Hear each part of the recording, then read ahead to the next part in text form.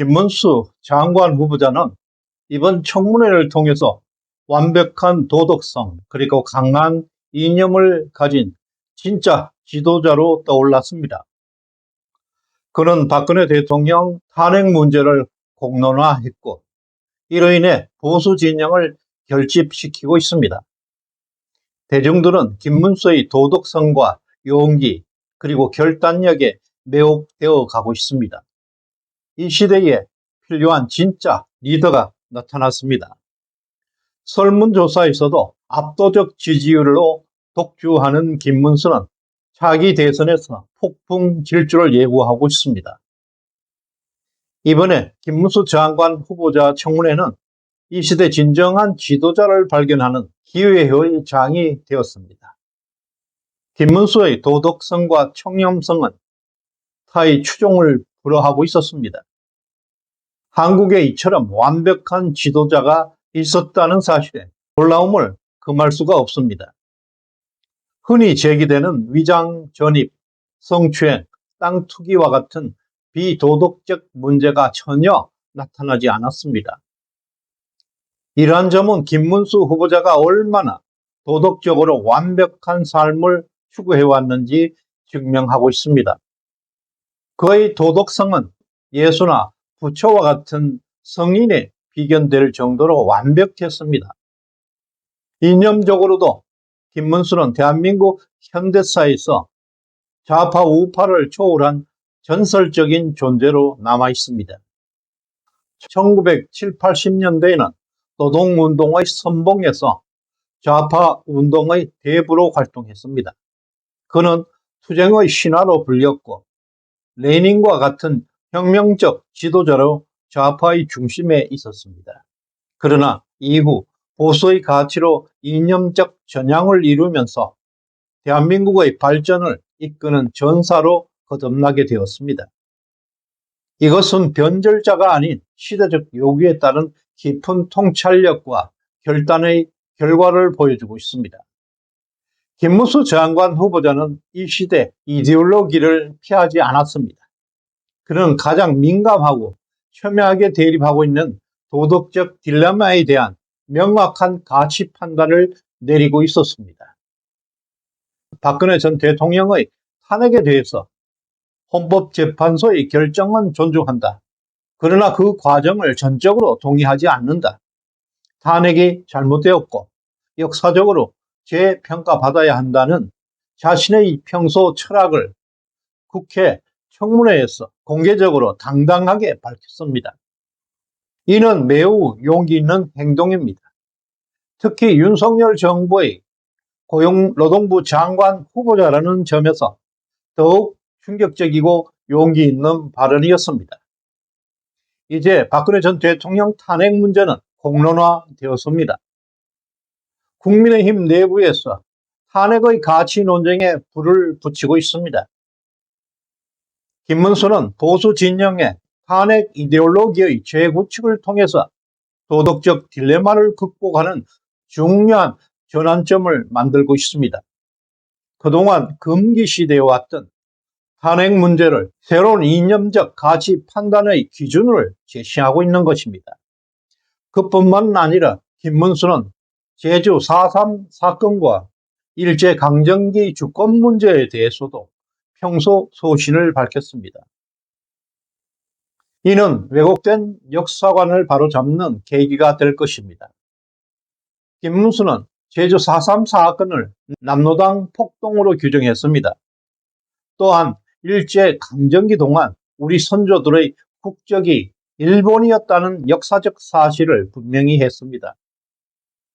제주 4.3 사건은 대한민국 건국을 위한 재헌 국회의원 선거를 거부하고 건국 자체를 부정하는 폭동이었다. 이를 역사적으로 바로잡아야 한다고 주장했습니다. 또한 일제강점기 그 당시 우리 선조들의 국적은 분명히 일본이었다는 발언을 통해서 역사적 사실을 직시하는 용기를 보여주었습니다. 이러한 김문수의 발언들은 그동안 시시해왔던 정말 도덕적 딜레마에 빠져있던 것들이었습니다. 이제 그는 피하지 않고 이를 극복하려는 진정한 지도자의 모습을 보여주었습니다. 이러한 김문수의 소신과 철학은 국회 청문회장을 발칵 뒤집어 놓았습니다. 그는 민주당 의원들의 강도 높은 공격에 단신으로 맞서 싸웠습니다. 마치 전장에 홀로 나선 전사처럼 자신의 이념과 가치를 굳건히 지켜냈습니다. 수차례 청문회가 중단되기도 했습니다. 김문수 후보를 향해 고성과 삿대질이 난무했습니다.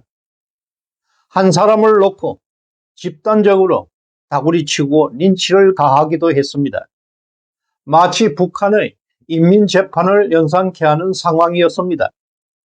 김문수 후보는 전혀 굴하지 않고 당당하게 맞서 싸웠습니다. 그와 같은 가공할 탄압과 압박 속에서도 김문수는 흔들림이 없이 보수 우파에게 시원한 사이다 같은 선물을 선사했습니다. 반면에 안타깝게도 국민의힘 의원들은 김문수 후보를 적극적으로 방어하는 데 실패했습니다. 김문수가 민주당의 집단 공세에 홀로 맞서고 있는 동안에도 국민의힘 의원들은 침묵하거나 방관하는 모습을 보였습니다.